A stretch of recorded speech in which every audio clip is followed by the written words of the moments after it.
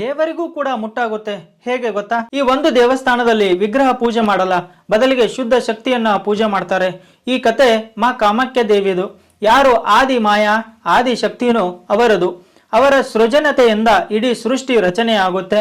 ಪ್ರತಿ ವರ್ಷ ಅಂಬುಬಾಚಿ ಸಮಯದಲ್ಲಿ ಮಾ ಕಾಮಾಖ್ಯ ಮುಟ್ಟಾಗ್ತಾರೆ. ಮತ್ತೆ ನಿಗೂಢವಾಗಿ ಅಲ್ಲಿಯ ಬ್ರಹ್ಮಪುತ್ರ ನದಿಯ ನೀರು ಕೂಡ ಕೆಂಪಾಗುತ್ತೆ. ಇದನ್ನ ಇಡೀ ಭಾರತದಲ್ಲಿ ಹೆಮ್ಮೆಯಿಂದ ಸೆಲೆಬ್ರೇಟ್ ಮಾಡ್ತಾರೆ.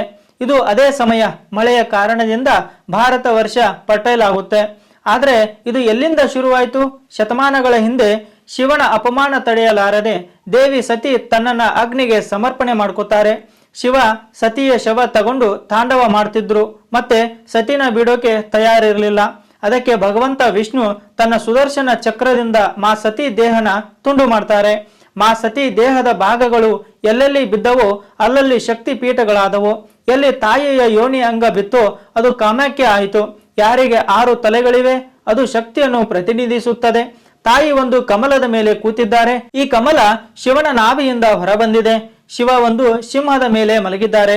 ಇಲ್ಲಿ ಸಿಂಹ ಅಂದ್ರೆ ಭಗವಂತ ವಿಷ್ಣು, ಕಮಲ ಅಂದ್ರೆ ಬ್ರಹ್ಮ. ಬ್ರಹ್ಮ, ವಿಷ್ಣು, ಶಿವ ಮಾ ಕಾಮಾಖ್ಯದಿಂದನೇ ಸಂಪೂರ್ಣ ಬ್ರಹ್ಮಾಂಡದ ಚೇತನ. ಕಾಮಾಖ್ಯ ಮಂದಿರದಲ್ಲಿ 10 ಮಹಾವಿದ್ಯೆಗಳಿವೆ. ಅದೆಲ್ಲ ಸೇರಿ ಆಗೋದೆ ಮಾ ಕಾಮಾಖ್ಯ.